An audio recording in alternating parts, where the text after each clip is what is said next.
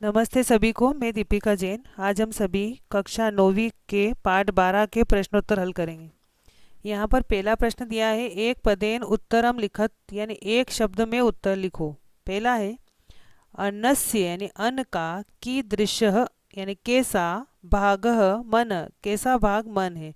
अन्न का कैसा भाग मन है, तो उत्तर है इसका यो अनिष्ट यानी जो सबसे छोटा भाग है। जो भी हम अन्न खाते हैं उसका सबसे छोटा वाला भाग जो है वो मन होता है, तो यो अनिष्ट। दूसरा दिया है मथ्य मानस्य, मथने के बाद यानी मथे हुए, दध्न दही का, अनिष्ट यानी सबसे छोटा वाला भाग, किम भवती क्या होता है। मथे हुए दही का सबसे छोटा वाला भाग क्या होता है, तो सर्पी ही यानी घी होता है। सर्पी का अर्थ है घी। तो दही को जब मथते हैं तो फिर उसके सबसे छोटा वाला भाग जो होता है, जब उसको गर्म करते हैं तो उसका घी बन जाता है। तो मथे हुए दही का सबसे छोटा वाला भाग सर्पी यानी घी होता है। मनः की दृशम भवती, मन कैसा होता है, तो अन्नमयम यानी अन्न से निर्मित होता है। चौथा है तेजोमयी का भवती, ऊर्जामयी जो है वो कौन होती है, तो वाक यानी वाणी होती है। तेजोमयी क्या होती है या ऊर्जामयी क्या होती है, तो वाक वाणी होती है। पाठे अस्मिन आरुणि कम उपदिशति, इस पाठ के अंदर आरुणि जो है वो किसको उपदेश देता है, तो श्वेत केतुम यानी श्वेत केतु को उपदेश देता है।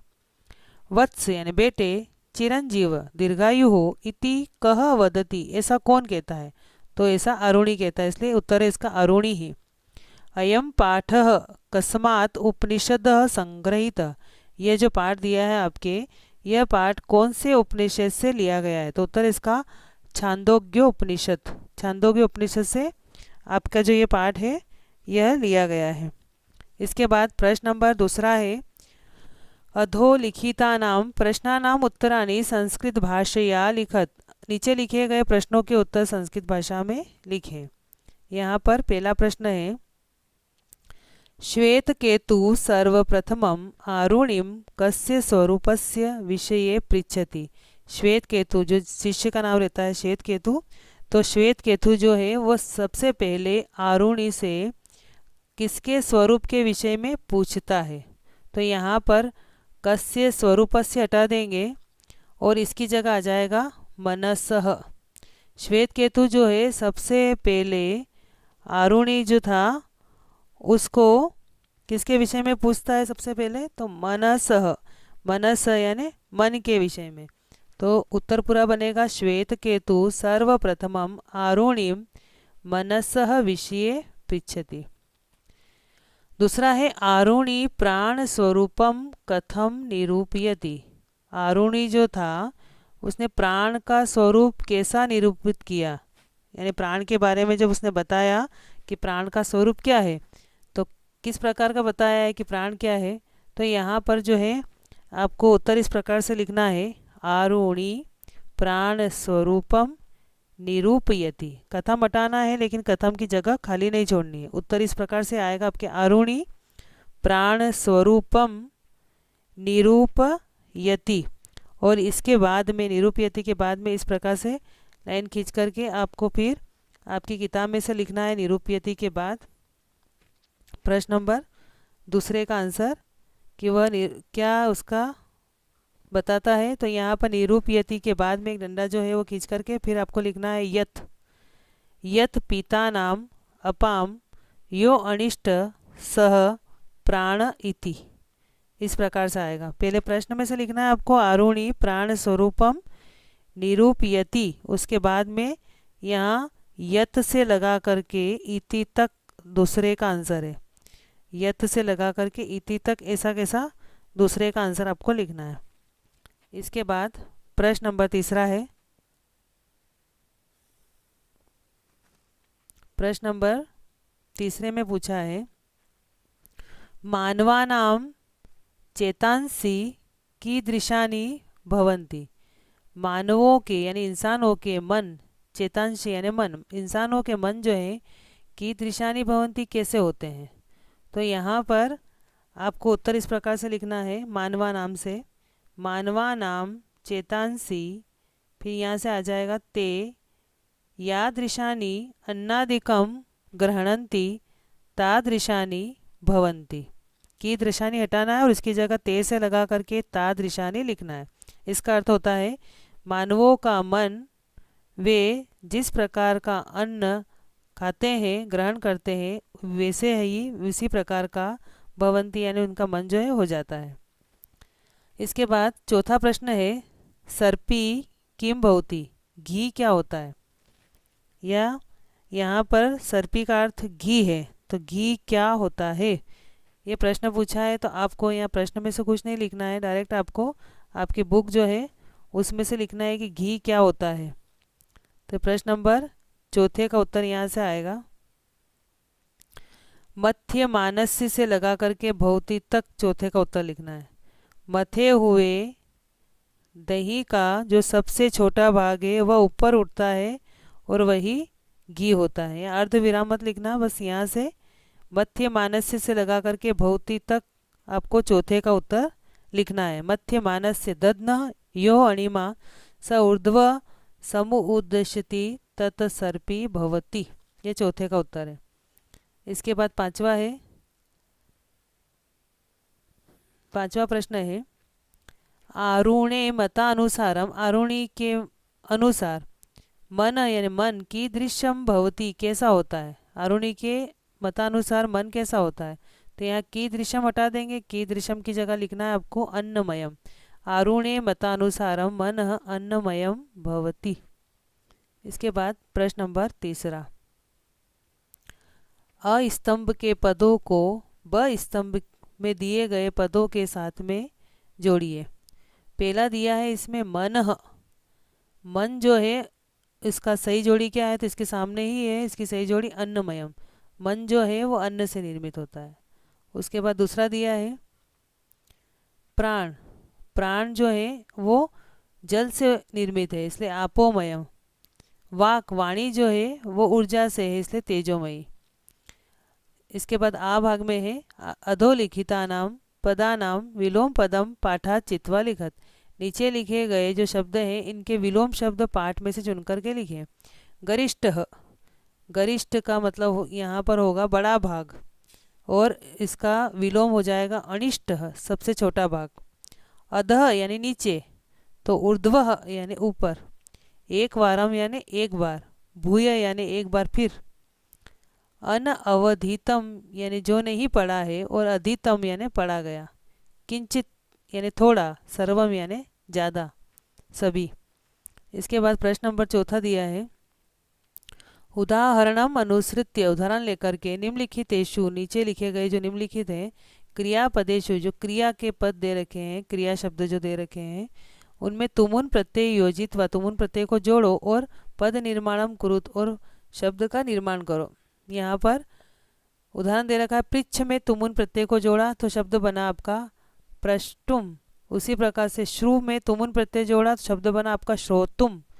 वंद में तुमुन जोड़ा तो वंदितुम। पठ में तुमुन जोड़ा तो पठितुम। क्री में तुमुन जोड़ा तो कर्तुम। उपसर्ग है ज्ञा धातु है उसमें तुमुन प्रत्यय को जोड़ा तो शब्द बना विज्ञातुम। वी उपसर्ग है, आ भी उपसर्ग है, ख्या धातु है और तुमुन प्रत्यय तो शब्द बना आपका व्याख्यातुम।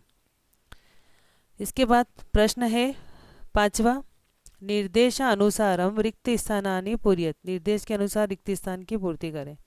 अहम किंचित पृष्ठुम, में थोड़ा, पृष्ठुम यानी पूछना। अब यहाँ पर इच्छ धातु लिखनी है आपको लट लकार में, तो यहाँ अहम के साथ हमेशा आमी आता है इसलिए हो जाएगा इच्छामी। मनः अन्नमयम, भू धातु लिखनी है लट लकार में, भू धातु का प्रयोग करना है लट लकार में। मन एक वचन है इसलिए भवती भी एक वचन में आएगा। सावधानम, सावधान होकर के, श्रु धातु लिखनी है लोट लकार में आज्ञा देने के अर्थ में, तो सावधान होकर के सुनो तो श्रणु। तेजस्वी नो अधीतम, हम दोनों के द्वारा पढ़ा गया तेजस्वी। अस धातु लिखनी है लोट लकार में तो इसका बन जाएगा अस्तु यानी हो, ये भी एक वचन है। श्वेत केतु आरुणे शिष्य, श्वेत केतु आरुणी का, अस धातु लंग लकार में लिखनी है भूतकाल में पास्ट टेंस में तो ये हो जाएगा असित, असित यानी था। श्वेत केतु आरुणी का शिष्य था। इसके बाद प्रश्न है उदाहरण हम अनुसृत, उदाहरण लेकर के वाक्यानि रचित, वाक्यों की रचना करें। अहम स्वदेशम सेवितुम इच्छामि, मैं अपने देश की सेवा करने की इच्छा करता हूँ। इसी हिसाब से यहाँ पर सारे वाक्य बनाने हैं। तो अहम बालकम पठितुम उपदिशामि, मैं बालक को पढ़ाने के लिए उपदेश देता हूँ। अहम पितरो ज्ञातुम प्रणमामि, मैं माता पिता को जानने के लिए ज्ञान के लिए प्रणमामि यानी प्रणाम करता हूँ।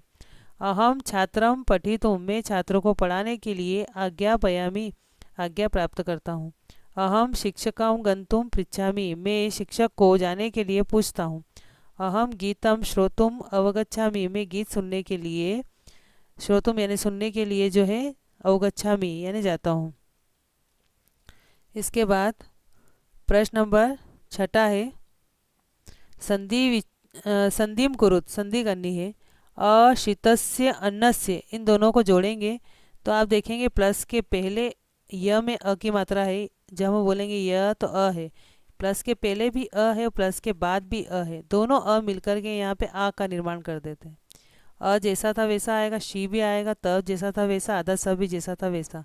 केवल यहाँ पर य का जो अ है और इधर वाला अ दोनों मिलके यहाँ आ का निर्माण कर देंगे, और पीछे वाला जो डबल न है और आधा श और ये जैसा था वैसा ही लिखेंगे, अशितस्य अन्नस्य बन जाएगा। इसके बाद है आपका इति प्लस अपि प्लस औदार्यम। तो यहाँ पे यण संधि में ई जैसा था वैसा लिखेंगे, ई की जो छोटी ई की मात्रा है ये बाहर निकल जाएगी तो त हो जाएगा आधा, और ई की मात्रा आधे य में बदल जाएगी, और जैसे ही पीछे से अनार का जुड़ेगा य हो जाएगा आपका पूरा। और उसी प्रकार से पी में भी होगा, पी में से जैसे छोटी ई की मात्रा बाहर निकली प हो जाएगा आधा, और ई की मात्रा बदल जाएगी आधे य में, आधे य में से पीछे अनार जुड़ेगा य हो जाएगा पूरा, जैसे यहाँ हो गया, और पीछे का व धार्यम ऐसा कैसा। इस प्रकार से इत्यप्य अवधार्यम शब्द बना।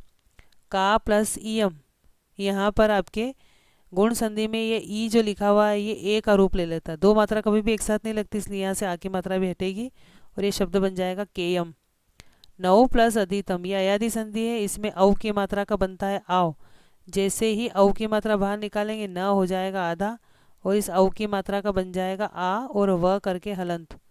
तो न में आ की मात्रा जुड़ेगी तो ये शब्द बनेगा ना, और व में अनार की मात्रा जुड़ेगी तो ये हो जाएगा व, और पीछे का दीतम जैसा था वैसा। इसके बाद है भवती इति, यहाँ पर छोटी ई की मात्रा और यहाँ भी छोटी ई की, दोनों ई मिलके यहाँ बना देंगे बड़ी ई। इसके बाद प्रश्न नंबर आ में है कि आपको यहाँ इसको हटाना है और इसकी जगह प्रश्न निर्माण करना है। जैसे मध्य मानस से लिखा हुआ है, इसकी जगह आ जाएगा की दृश्य, मथा हुआ जो दही है उसका सबसे छोटा भाग जो है वो ऊपर उठता है, तो कैसे दही का सबसे छोटा भाग ऊपर उठता है, तो यहाँ मध्य मानस की जगह आ जाएगा कीदृश। भवता घृतो उत्पत्ति रहस्यम व्याख्यातम, आपके द्वारा घी की उत्पत्ति का रहस्य जो बताया गया, तो किसके द्वारा बताया गया, तो भवता की जगह आ जाएगा केन। आरुणी जो है उसके पास में जाकर के श्वेत केतु को अभिवादन करता है, तो यहाँ पर यहाँ श्वेत केतु कौन अभिवादन करता है, तो श्वेत केतु करता है, श्वेत केतु हट जाएगा उसकी जगह आ जाएगा कह। तो श्वेत केतु वाग विषय पृच्छति, श्वेत केतु जो है वाणी के विषय में पूछता है, तो यहाँ पर श्वेत केतु किसके विषय में पूछता है, तो यहाँ वाग विषय हट जाएगा और कीम आ जाएगा और सबके पीछे क्वेश्चन मार्क। और पाठ का जो सारांश है वो 5 वाक्यों में आपको लिखना है, इस पाठ का पूरा सारांश 5 वाक्यों में लिखे। तो इस प्रकार से आपके ये सारे प्रश्न उत्तर हो चुके हैं, तो आप वीडियो के माध्यम से सभी प्रश्न उत्तर हल करने की कोशिश करें। धन्यवाद।